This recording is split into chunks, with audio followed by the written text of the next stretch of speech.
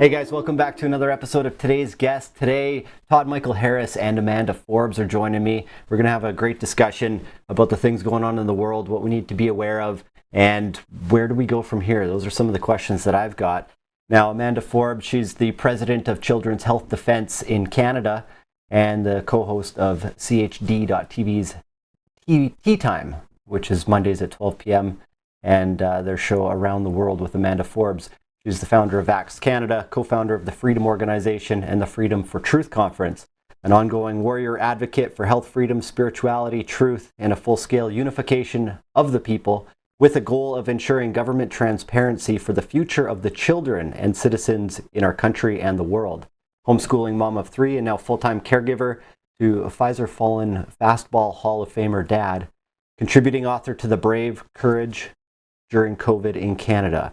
She was a nurse in Ontario but lost her job due to vax mandates.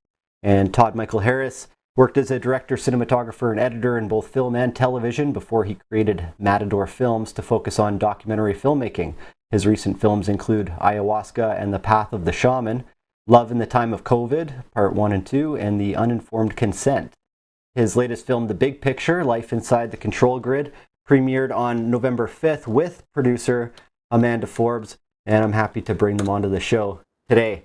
Welcome, Todd and Amanda. Thank you for having us. I just want to clear something. I was never a nurse, just so you know. Okay, so thanks for that clarification. Sorry about that false introduction that slipped in. No, that's okay. I thought I didn't know that about you, Amanda. I was like, huh. No, you know what? I get that a lot, so it's not a big deal, but thank you. It's a compliment. So where are you at now? You both produced The Big Picture, which is, I just watched the first 3 parts. It's an incredible series to look at, well, the big picture of where we're at, specifically with the pharmaceuticals and a bigger agenda. It talks about, well, how much do you want to go into it without, giving it all away? Yeah, I don't like ever to give it all away, no. You got to go see it. Yeah, exactly. I mean, it's the story of some Canadian heroes, and not just in the interviews we did with people like Byron Bridle and Charles Hoff. It's also the story of some American heroes like Bobby Kennedy and Catherine Austin Fitts. But when I say Canadian heroes, I'm referring to the story that runs through the whole film.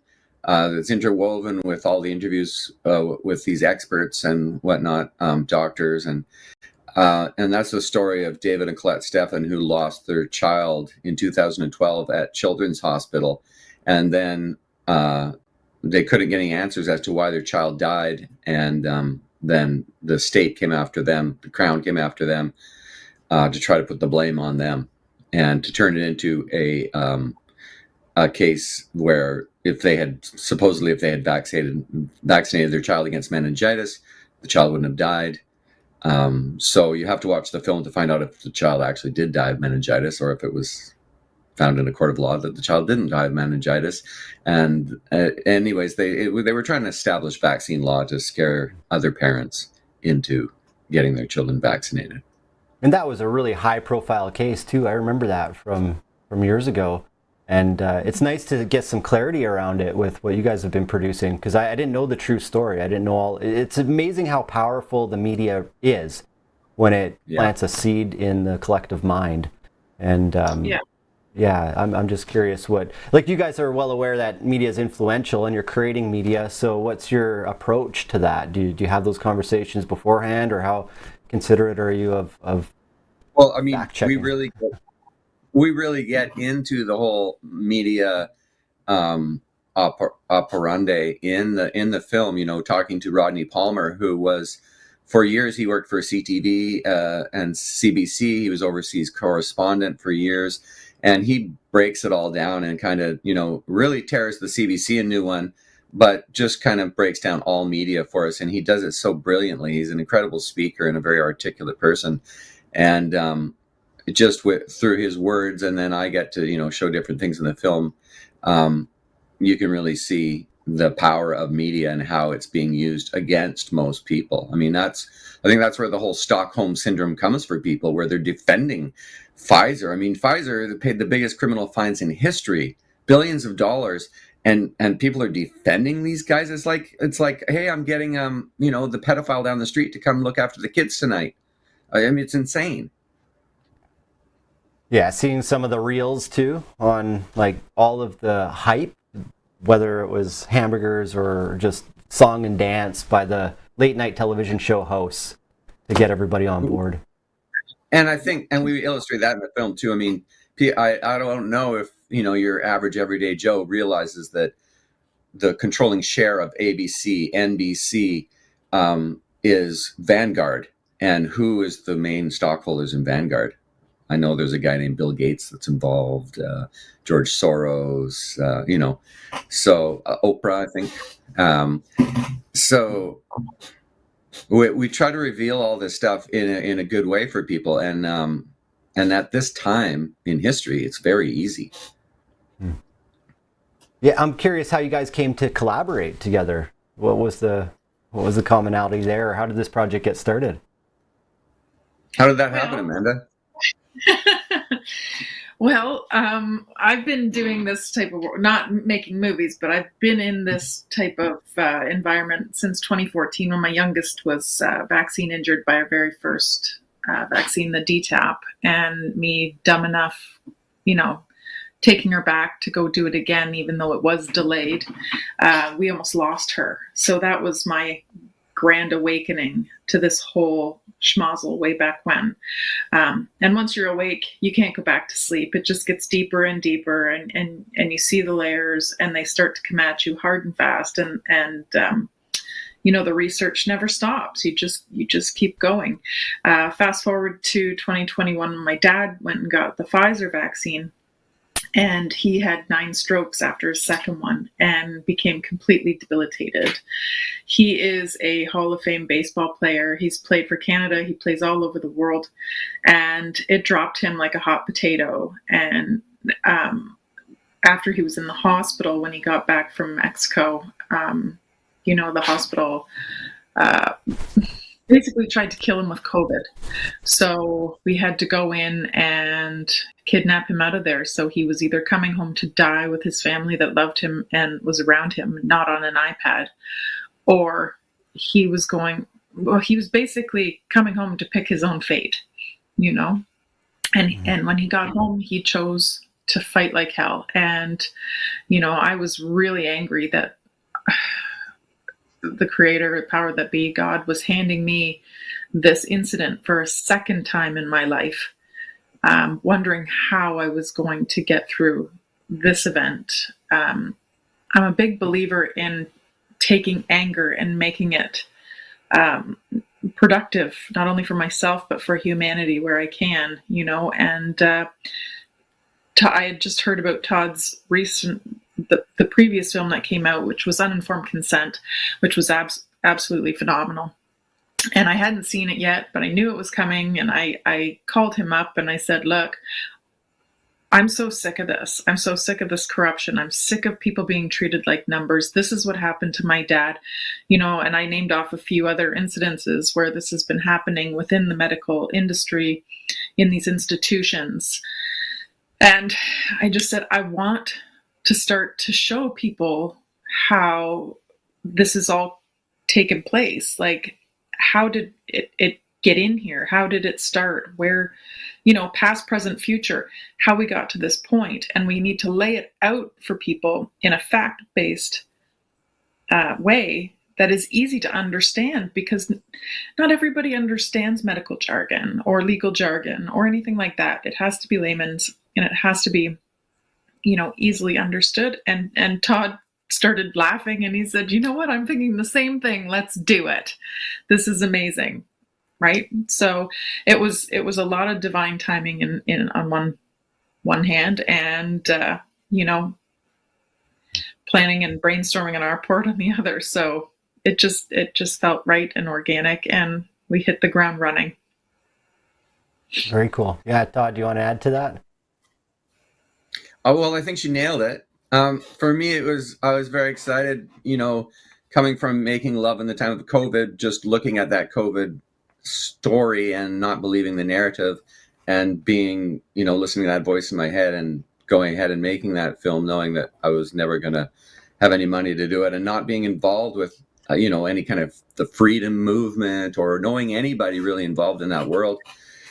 To have CHD come knocking at your door was very flattering, and it also seemed like total divine timing. Like, okay, I'm on the right track. I'm doing what I'm supposed to be doing with my life, and let's just keep going. So it was just like boom, boom, boom, boom, boom, keep moving, which is exactly where we're at today. Like, we're just going to keep moving and keep making films. And I thank everybody for their support in advance, because it's the only way we can feed our families is if people buy the film and subscribe to it. But I tried with the last two films, I gave it away, and I didn't starve, but less than 1% of people donate, and that's just the way it is. So we're trying a different model this time, and hopefully we can raise enough money just to keep going and keep making movies. How's that going so far? Or Amanda, you're going to jump in? No, I wasn't going to jump in. It's going very, very well. I find we're kind of a little bit snuffed out in Canada, which is odd. I mean, we're having a lot of success in getting the promotions and whatnot out in other countries. But Canada, I mean, we're getting, our Twitter accounts are being suspended for showing the trailer, and every time we're completely shadow banned on everything anytime we mention the movie. So you can go from 1,000 to 1.2 thousand likes to 60. It's a lot of you can see what's happening, so yeah, we're just screaming. Seems like Canada is more important that people see it here than anywhere else as well. It's a Canadian story, and it's really important information. Well, and keep in mind, sorry, I was just going to say that David and Collet's names are coming out of the people in Parliament again now, so it's imperative that people familiarize with their story and stand with them and surround them, because this family's lost a lot and taken the hits for us where they never should have ever had to take hits for us, and people don't even know that they've taken so many hits for us. So it's time for us to surround them and help them. Well, the people in Health Canada I watched them sitting in Parliament using the story of Collet and David Stephan's death of their child as a reason to get your kids vaccinated at this point. And it's like, but the story you're telling is still not true. You're telling the CBC live version. I mean, that they're still saying this, it's incredible. I mean, it's 11, 12 years later since that whole thing began, and Health Canada can't even get their story right. It's incredible. So yeah, I think it is important for Canadians to see this film, and I think that they'll be quite surprised by their story. And I reached out to the local RCMP there that were in charge of the criminal investigation on behalf of the Crown, and the chief of that was in Raymond, Alberta, and the police chief has taken early retirement, and every other officer involved has transferred to a different precinct.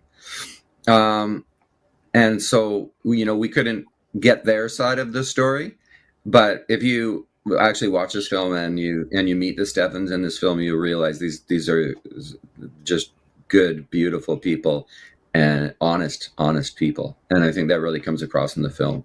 And I think it's a story that you should see no matter what country you're living in. You should, this is a film that is relevant to the world. Hence the big picture.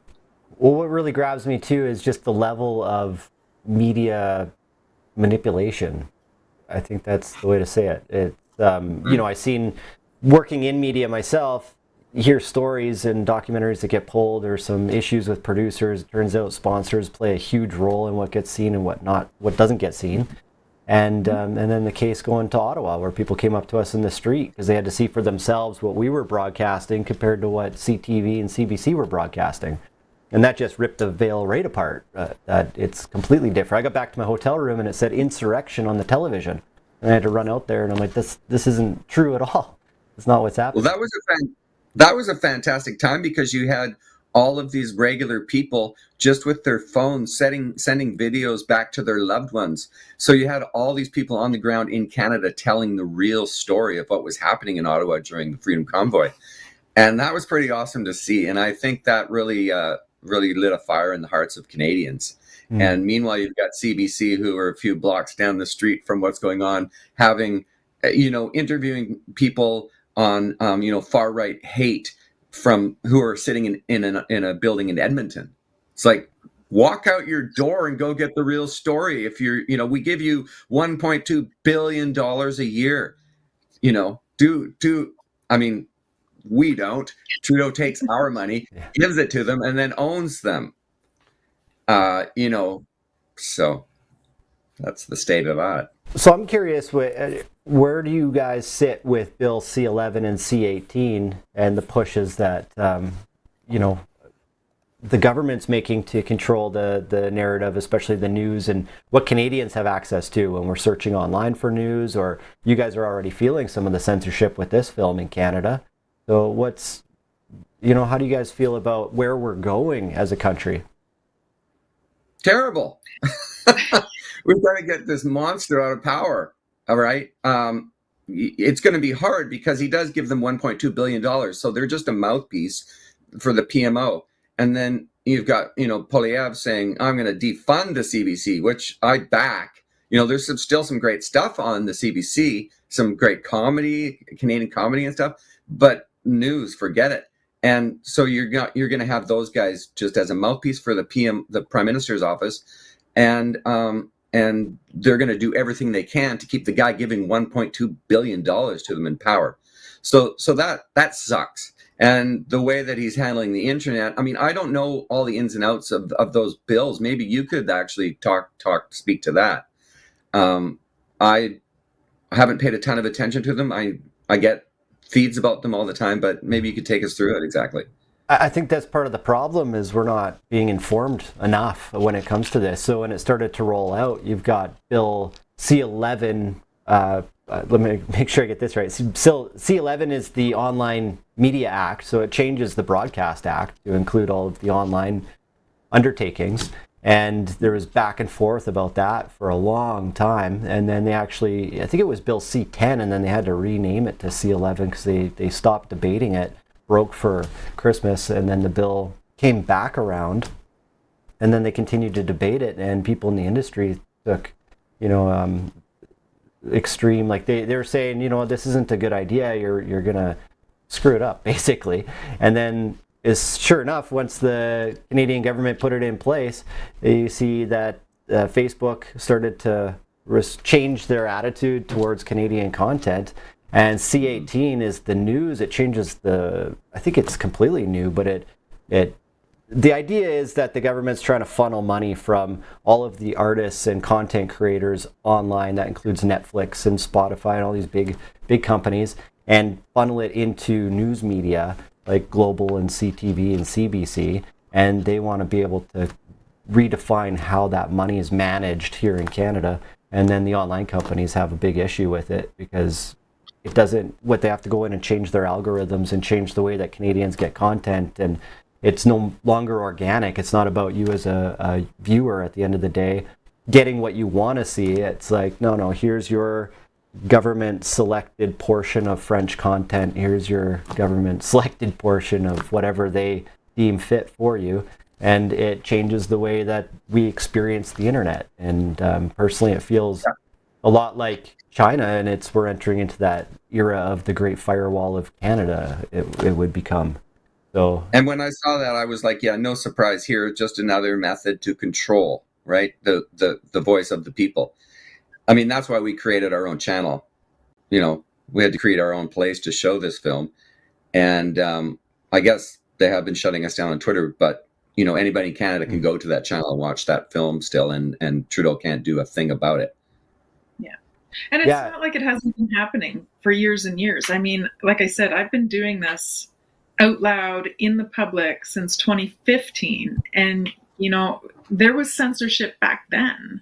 Just the reinforcements hadn't arrived and people wouldn't have known that. They were censoring content of moms screaming out loud about what happened to their kids with these vaccines, So it's nothing new. It's nothing new. I mean, they're just getting louder about their intention and people are starting to see it now, which in turn causes anger, which causes them to speed up their draconian measures, which in turn makes them make way too many mistakes. And then again, more people wake up from those stupid mistakes. And then what happens? The people rise. They've had enough. So I'm still waiting on that one. But it is coming. We know it. We can feel it. Yeah, I personally, and I'm curious where both of your thoughts are on this, because I'll get caught up in the influence of the media as well. If I start watching more of it to try and get some balance, I find my mind, it's easy to start, losing perspective, because it's like, it's hard to entertain lies, and it seems to be coming from both sides. So, my brain's trying to sort out, okay, well, what's true, and how do I get my bearings to live in the world? But it's from everywhere, from the mainstream, that there's this narrative, and it's so well established and it's worldwide. And then some of the things even that you present in this series, it's like, it's so large that it almost seems like this can't possibly be true. And I go back to being in school and it's like, well, the truth is stranger than fiction. This is totally possible. Not only that, you follow the money and you begin to get all this evidence, and it's like, it's hard to not, to look away from. But at the same time, you feel that we as people and citizens are moving, well, you already said it, we were moving in the direction, I was trying to stay hopeful, moving in the direction of waking up to, and I use that word, like there's all these pop culture terms now that get squashed and everything too. So, it's just this big cultural game. I don't know what I'm trying to say. Oh, yeah. I get lost in the words, right?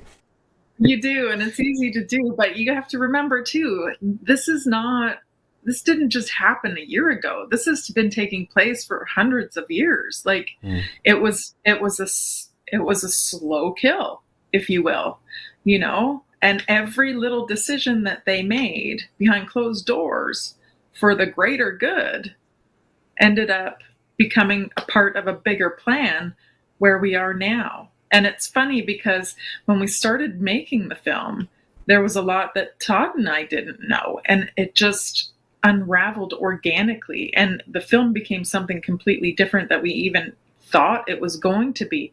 But it was guided in such a way that nobody fought it. Todd went with it, and it just kept on keeping on. So that's a sign right there that, there are higher powers at play. The truth always comes out. The truth always wins. And yes, the movie is fact-checked. What you were speaking to there with people, you tune into mainstream media and have a look to see what they're saying and get your perspective. And your mind does go that way, where it's like, wow, this sounds really legitimate. These people sound like they're telling the truth. And it's designed that way. And I think it's designed to prey on the minds of good-natured people. I think it's a testament to your every average day person that they're so good-natured that they think that these people are good-natured, and that they believe in the same thing as they do. And that is to walk in the best way they can and live a good life. And what is the good life, and to your every average day person, the good life is, for sure, being able to feed your family and having a roof over your head, staying warm, and being able to take a vacation with your family at some point during the year. I think that's kind of like, and being good to your neighbors. And I think that's been absolutely used against people, because the nature of the people that are controlling what you see out of that little box in the middle of your living room are not good people. They're not. They're people that want to control everything. I mean, you don't become a multi-billionaire without, using everything at your disposal to get yourself more money and power. Like, it's just, you're driven by greed. You're not driven by, and you're driven by a hunger for power, and those are never good recipes. Yeah, and I imagine myself in that role, just to play devil's advocate or to try and understand, like, put yourself in their shoes, right? Because it's a whole different lifestyle, which most of us are not exposed to, don't even comprehend, and don't think about on a daily basis. Like, what do you do if you have all the resources that you could ever acquire in one's lifetime, more money than you could ever spend in a lifetime? Like, what's next? Your ambition continues. You still got an ego. Like, what's next as a human being? Like, you're pursuing something. Hopefully. No, but I'm saying, like, for someone like Bill Gates, he's got all the money, he's got all the power. What's next? Well, I guess God is next on the list, right? There's the triangle of, you start with like basic food and you move up, and then when you get to the top, you're like, well, I guess God is next. Got to keep moving. Yeah. Yeah. Yeah. Well, that's an interesting one too, right? Because then individual experiences with that self-actualization, or what is it? Yeah. Is there? But I talk about that all the time. Like, whenever I give speeches and stuff, I'm like, hey, everybody, let's have a little empathy and compassion for a guy like Bill Gates, who was raised an ultra rich eugenicist.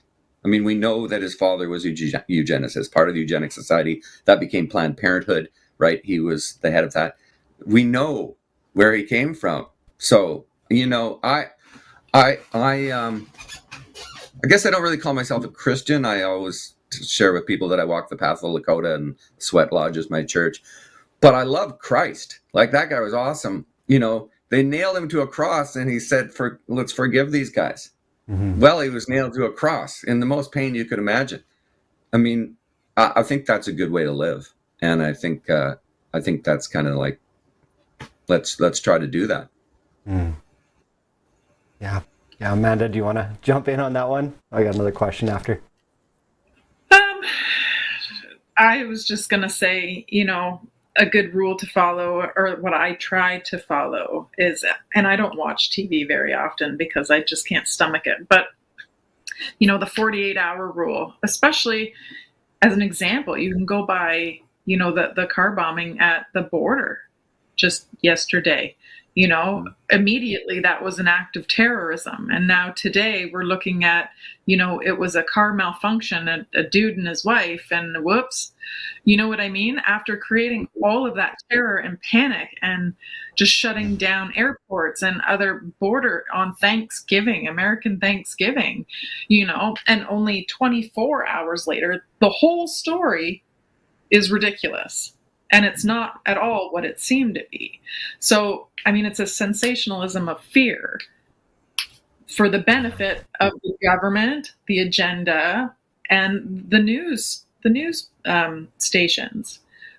So you have to be able to take that information, desensationalize it in your brain, back away, and then just give it 24 to 48 hours and watch it just dissolve. It becomes something so much different. Stop living in fear, because these guys are telling you to live in fear. It's ridiculous. You're making yourself sick, anxious, worried, everything else. Just turn it off. Yeah. Wow. Yeah, I agree with you, actually. It's like getting people to watch less media and connect with each other more. And yet media is part of our jobs here. So it's kind of a two-sided sword, I suppose.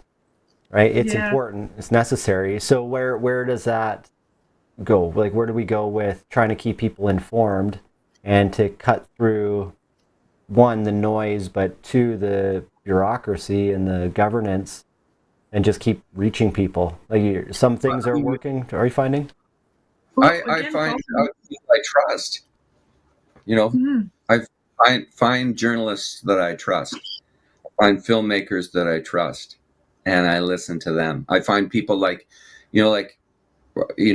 Russell Brand was a big find for me during this time, because I like his whole ethos on how to live, and this idea of not judging things and having love in your heart and not giving into fear, and just let's look at it. Let's look at the big picture. Like, let's just look at it and admit what it is, and don't feel fear around that. I mean, Amanda was talking yesterday about, you try to have a conversation with some people and they end up yelling at you and screaming at you. It's because you're bringing fear on from them. They're so afraid of this. You don't have to be afraid of it.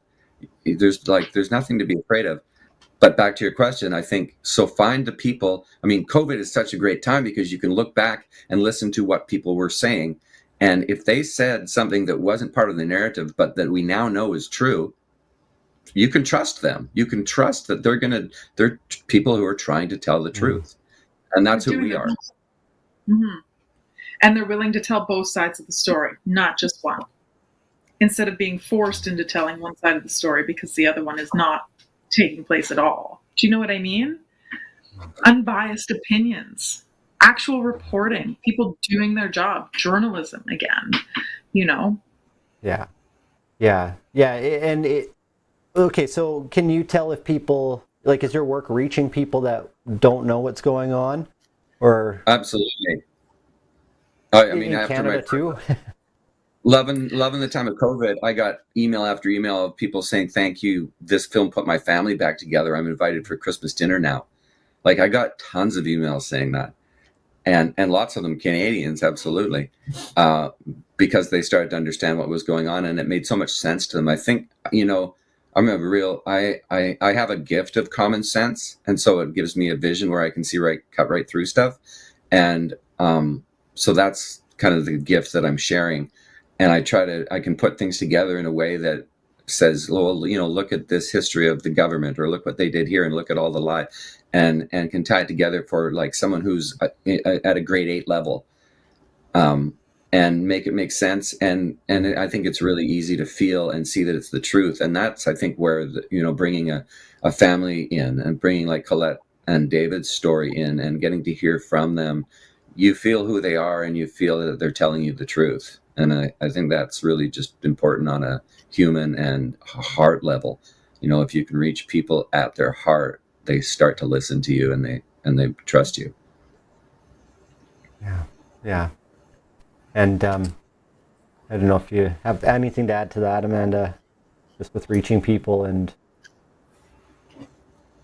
Well, Todd's absolutely right. I mean, with the Vax 2 movie that came out, it was vilified before it even came into the theaters, you know. And you know, I'm the founder of Vax Canada as well. I premiered that across the country with a team of amazing people, and we were ridiculously attacked in some cases. We had public health threatening to shut down facilities that even offered to show our film. Right, like full hotels, restaurants, you name it.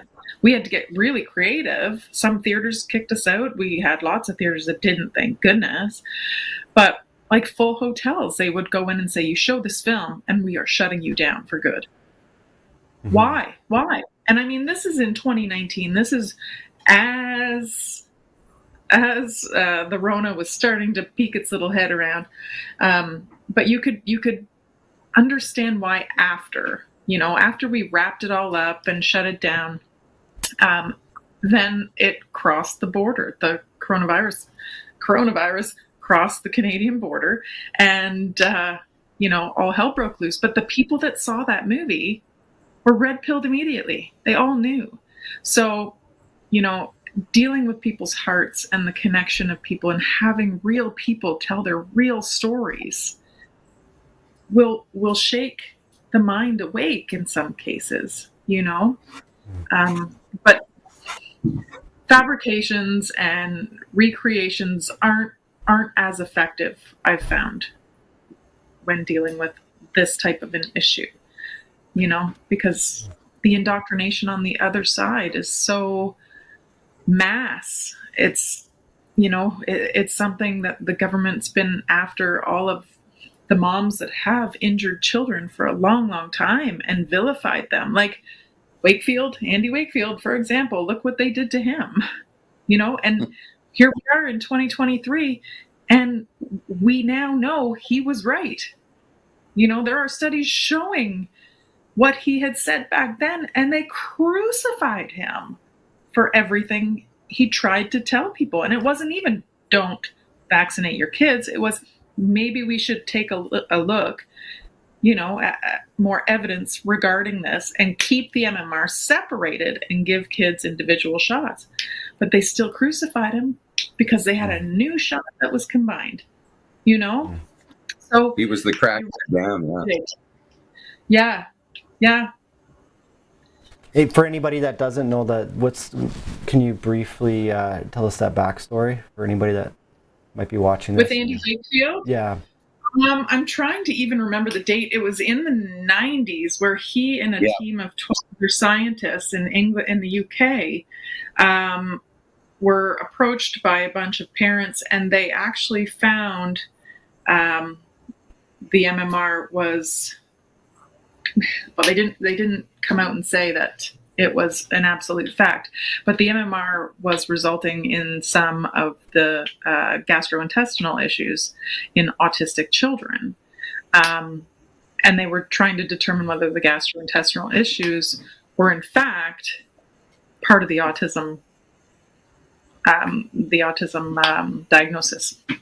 So anyways, they got crucified, and only 2 of them ended up losing their license, which we now know the government paid a reporter to literally go after them and heckle him and just smear the living crap out of them.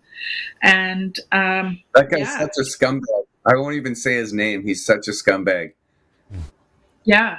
And it ended up Todd, jump in here where you can, because I'm just it's interesting because Andrew Wakefield didn't even say very much. He said it looks like there could be a link. More investigation needs to be done. Yeah. And everybody else, once the government came after them and their form of the college over there in the UK came after them, everybody else jumped ship. So the other 8 authors on the paper jumped ship. And it was only him, and I wish I could remember the other guy's name because I know it so well. Superior. Yeah, I can't remember his name either. And he was actually about to retire, but he wanted to clear his good name, so he had money behind him. He took it to court, and he was cleared. They said, there's no wrongdoing. Andy didn't have the money or the backing to fight that, so he ended up losing his license. And that's, I think, when he came to the U.S. But he barely said anything. It's amazing. But they were like, we got to shut this down now. We don't know. And they did, and they made a massive lot of. Yeah, right. It's an incredible story. Wow. Yeah, it's quite amazing actually that something can create so much evidence that there's something going on with government pressure, money, and then once the story starts to become aged a little bit, we start to forget sometimes that this is real. At least that's what I find. It's like there's something else that's pressing. There's another news event, a news cycle that keeps us distracted, or another holiday, another sporting event, and it starts to lose its potency. Well, that's why I think films like ours are so important. And I also think it's important, the National Citizens Inquiry was really important, for us to be able to, as Canadians, hear from people that were really affected by this. I was talking with my friend yesterday in Toronto, and he kind of started to come around when he saw Uninformed Consent, and he only watched it because he's my friend. He thinks his mom is hugely behind it. So is his stepfather. He thinks I'm a kook. He watched that film and he called me. He said, "You know what? I knew not to trust these guys. Why was I trusting them?" After seeing the film, he's like, "You got me back on track. Like when I was in my early 20s, I knew not to trust these people. I knew that it's based on greed and finance and power. How the heck did they get me?" And, I was chatting with him yesterday because it was his 50th birthday. And both of us, the list of people that we know that have had heart attacks and issues with their heart, like we were just bouncing back and forth. And, I feel like he's still a little nervous to really be completely honest and open about what's going on. But it was hard for him to deny yesterday, like, how it's remarkable. And it's amazing that people are still denying this. But when you sit down with a film like ours, or even if these having these big gatherings where people talk about their experience, and you get doctors and lawyers and guys that build houses and all of our community in the same room talking about what's going on, that's when you really can see through the lies and the narrative put forth by the mainstream media, and all these other evil doers. Yeah. Well, and as a truth seeker, when you ask difficult questions, why is it important, or is it not important to look at the possibilities in our own life? Like, I know people that if they could rewind the clock, they wouldn't do things the same way. So to look at potential outcomes of the destruction or dangers associated with these pharmaceuticals, it's hard to look at if you're not experiencing anything necessarily, or maybe there's like a pain or a pang in the body, and it's like, oh my God, like some things we don't want to manifest and create, the sickness with our thinking, and to think doom and gloom are the worst thing. But why is it important or not important to look at what it could be and to have difficult conversations? Amanda? Science is never settled. And for people to come out and say that it's settled should be your first indication of what we're dealing with, which is greed, power, and control. Even, like as a kid in grade 5, I knew science was never settled. So for us to be where we are right now, living in this clown world where they changed the definition of, vaccine for one, outbreak for another, and watching this take place throughout the entire duration of the last 4 years while saying safe and effective, which people don't even realize is just a tagline at this point. It is not an actual fact. The studies are out there. The studies are clear. And people refuse to take a look at them because they're only looking at the one-sided ones that came out before any of these products were available. That's ridiculous. Things change. Time moves on. New facts are formed. I also feel like, people don't give themselves enough credit. And I think that they're taught that. I think that you're taught in school not to give yourself enough credit, right? I can sit down with a doctor, and if he explains stuff to me, I can understand it. You're not a moron. These people aren't colossally on a whole different level than you. There was this big thing you saw in the mainstream media during COVID when telling you to get your shot and don't do your own research. Like, they actually said that. Who do you think you are? Jimmy Kimmel having all the, who do you think you are? This whole thing, a message brought to you by people that are way smarter than we are. Like, stop that thinking. You're a smart person. You are here to live your own experience. You are unique, and you know what you need, and you can figure things out. And if something doesn't seem right, get rid of all those voices. I love Amanda's, like, turn it off. I was fortunate enough to for many years not even have a TV, but never watch the news, and was criticized by so many people for not watching the news. Like, how do you stay informed? It's like, I think, people need to, and I think in regards to like our future and what we can imagine, like, let's imagine a really great future and let's create that future. Let's step outside of this control grid and start creating the world we want to see. It's like that. It's like, are we all just victims of what's laid out for us? Absolutely not. And I think that we're all connected to the Creator, and Creator is guiding us all. And if you listen to that voice in your head and trust it, you will walk in the way that you are meant to walk. And if you start becoming part of that and like imagining a great world and using this incredible power called positive thinking, not getting dragged down by it, if you start to practice fear comes at you and you like, no, I'm not going to pay attention to that. There's a car bombing. Well, let's see what it is. Let's let the investigation unfold. I heard about that car bombing. I thought, oh boy, they're just going to use that as, I mean, the CIA would not exist if they didn't put the fear of God into people, right? They get billions and billions of dollars for a budget, putting the fear of God into people. And the fear of a germ, wow, that's amazing, because it can cross borders. It can move around those little plexiglass things people had. They can get into the mask, right? It can take you down. It's the greatest enemy they ever created. Before that was terrorism, and the terrorism wasn't working out so well. So I think, start practicing no fear.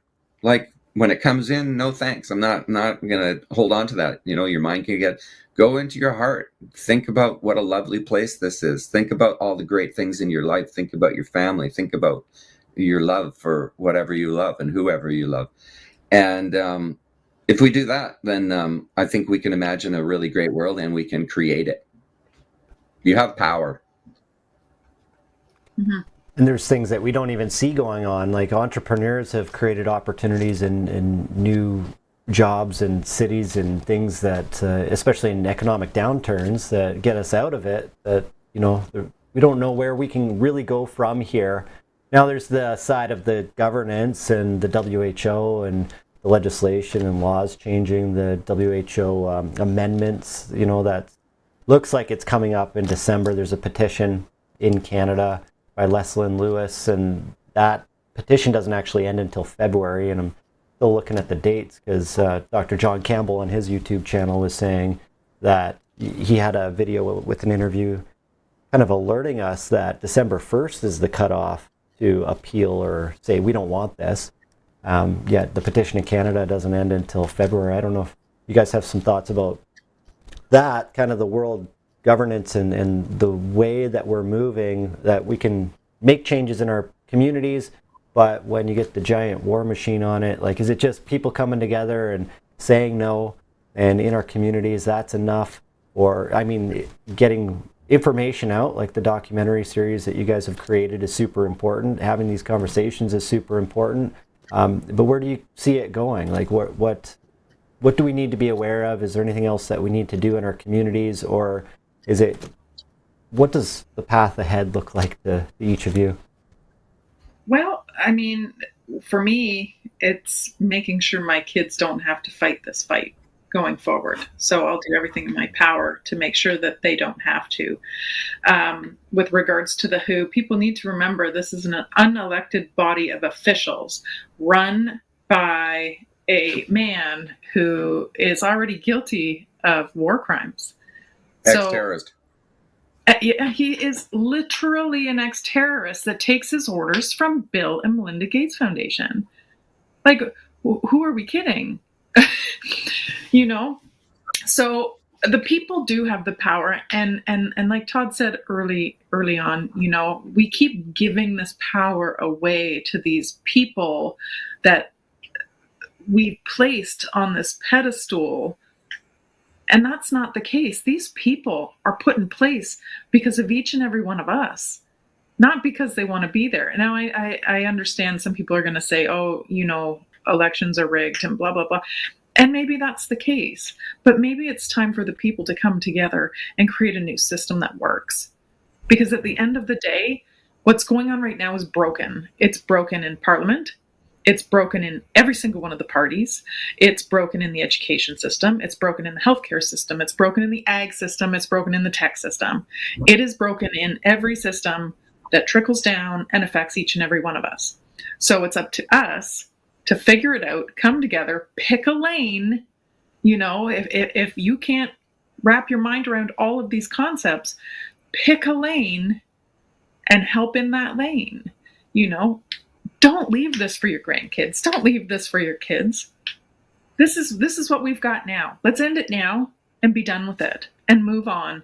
Have great lives, live free and happy with our neighbors and our communities, and just, experience something that's great and not filled with crap and fear and evil.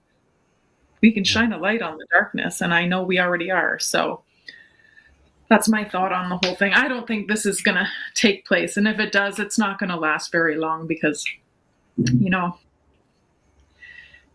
people need to remember if this goes through, it's not going to be our Canadian military that's going to be enforcing this garbage. They are going to be bringing UN thugs with jackboots on the ground to be able to harm our citizens, because I know our Canadian military won't be able to do that.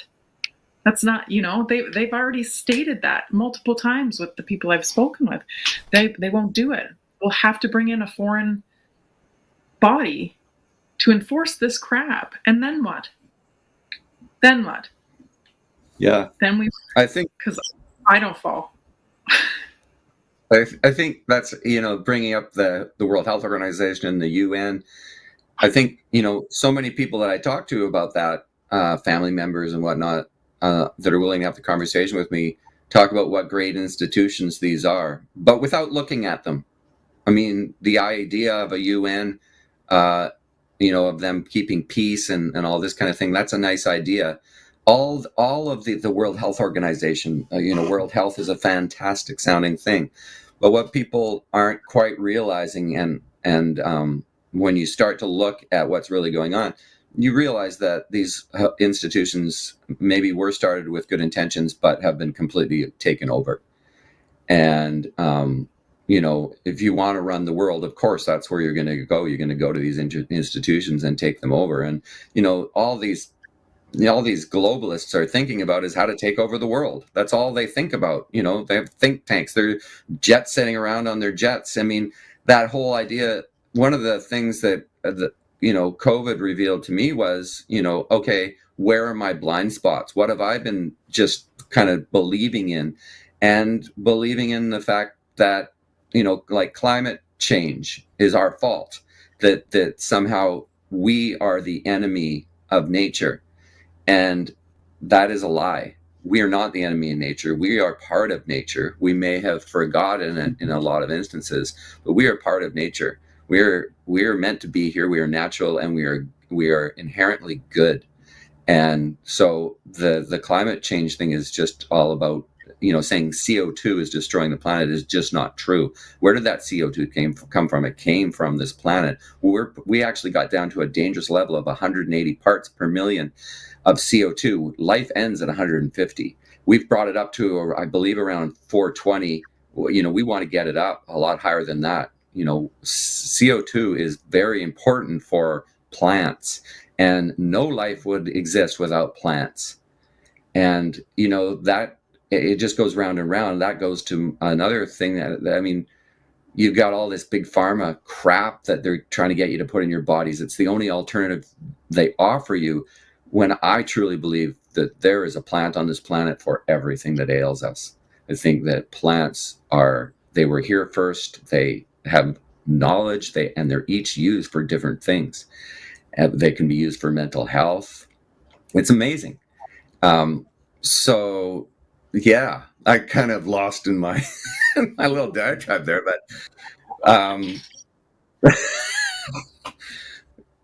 yeah, the path that's all forward. Yeah. Right on. You got me thinking too, just about the natural.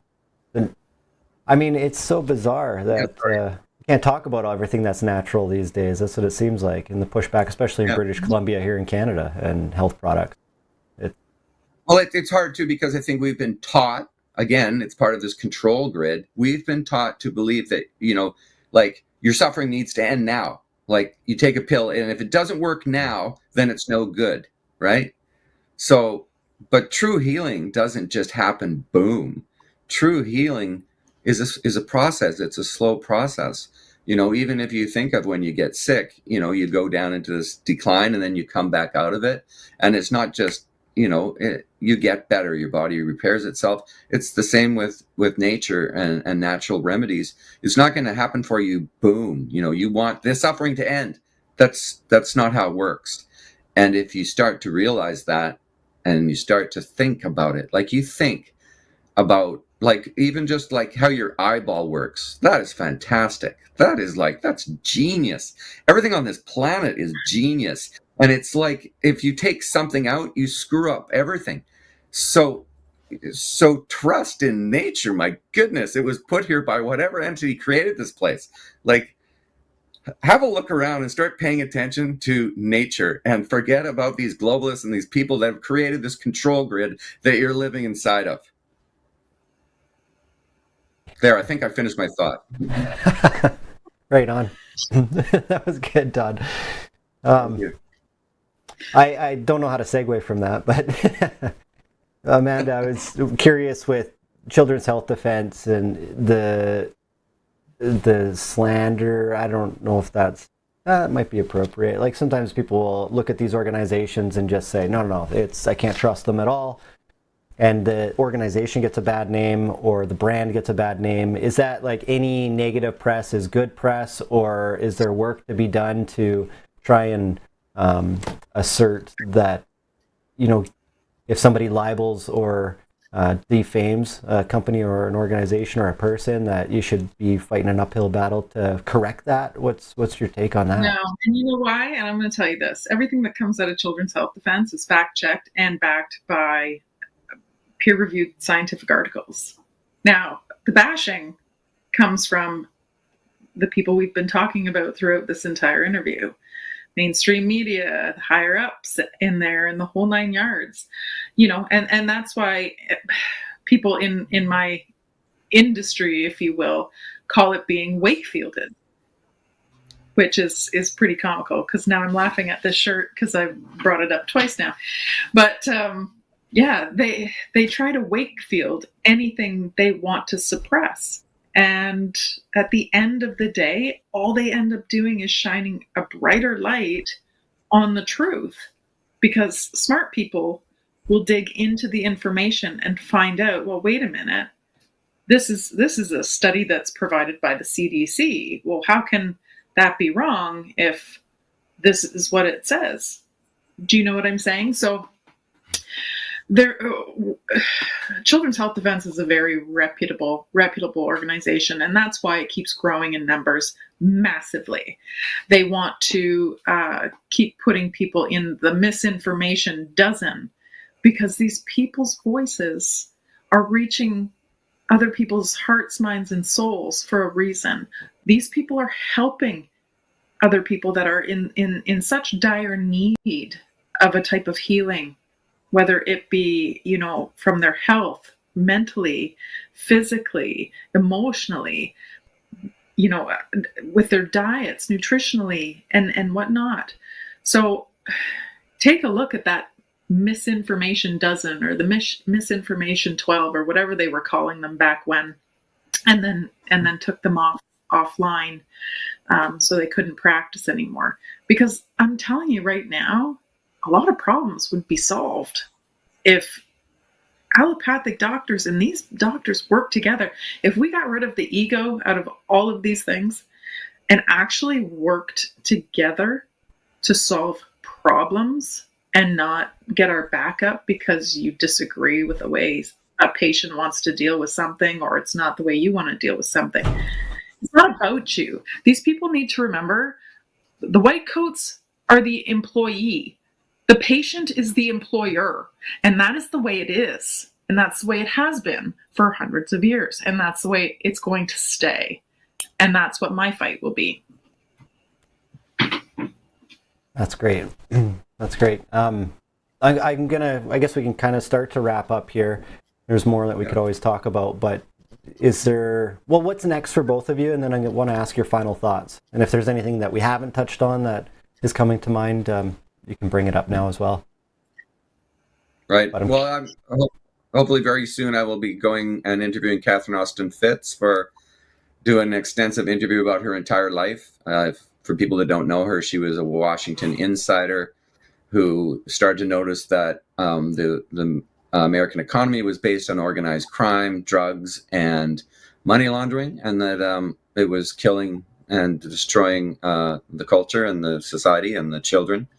And so when she said, hey, we can make money in a different way, they basically attacked her spiritually, mentally, emotionally, financially, tried to destroy her. and she was excommunicated. And so she has a lot of stuff that she can share from her time there.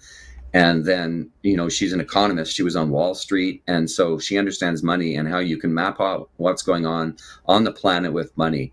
And so to show people that money is a control system and where it's going with the CBDCs, I mean, that's a thing that everybody can do, right? For the future. Stop using your credit card. It's super easy, but start keeping cash on hand and spending cash, because if we become digital, then they will have slavery. You can't, if your money's only digital, you need money to eat, you need money to get around. If you don't do what they say, they'll just shut your bank account off. If you don't want to live in a 15-minute city, sorry, you can't travel outside of there, because they will shut. If you travel outside of that, your money won't work. So we need to keep cash alive, and that's something that every person can do. And it's really fun too. Like, spending cash is awesome. You wander around all day and you spend money, and nobody can trace you, not even your wife. And so I highly recommend people start doing that. And so with Catherine, we'll interview her, hear her story, make that the thoroughfare of the film, and then branch off to all the things that she talks about and interview people. And hopefully we can get into climate change and all the things we've been told that maybe are not true. Excellent. I look forward to that. How about Amanda? You're going to jump on board with that journey, or what's your journey look like going forward after the big picture? Yeah, Catherine is an amazing human. She's one of my favorite ladies in the whole world. So I look forward to that project. For those of you that have seen Enemy of the State, which is, I think, a movie that came out in the 90s, she is basically the epitome of that lady, or of Will Smith in that movie. Obviously, there's a little bit of a different story, but it's the same idea. And I think it's really imperative at this point in this time of all of our lives to understand what exactly digital currency will mean to people, what it will allow the governing bodies to accomplish, and how difficult that will be for us to get out of if we allow this to take place now. So it's just a matter of saying no, backing out, and standing firm, because convenience is going to kill us otherwise. Yeah, well, I appreciate you guys coming on and talking about the project, The Big Picture, which, if anybody out there hasn't seen it, I invite you to go see it.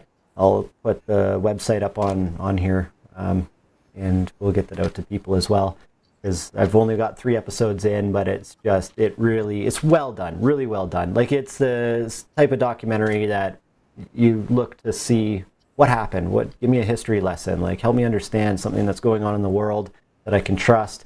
And it's just high quality, great interviews, great people in the film, and I love the way that you laid out the story. So well done, and I look forward to seeing the next one. So I'm curious what your final thoughts are. Whoever wants to go first.